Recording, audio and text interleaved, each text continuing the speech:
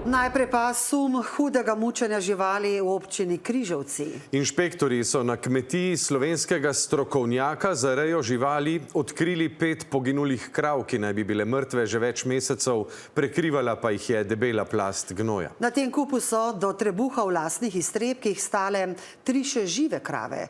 Ena je bila v tako slabem stanju, da so jo veterinarji morali evtanazirati. Več Manca Turk.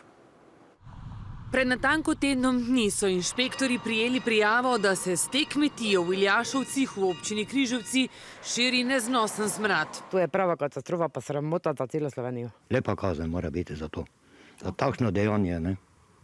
Grozota. Na teren so se inšpektorji odpravili 2 dni kasneje. Prizori, ki so jih pričakali, pa kritični in porazni, opisuje šefica uprave za varno hrano.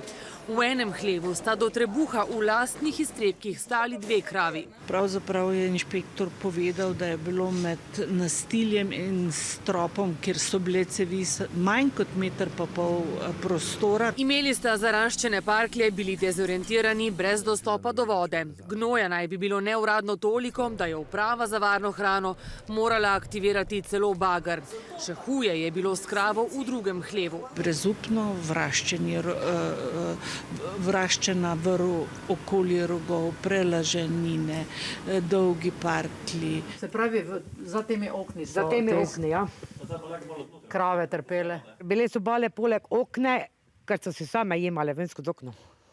Koliko so se lahko vzele, ne? Nič ni zanimalo za to, ne? Ko bi nekaj bar malo očistil, pa nekaj to šel, ne? Nič.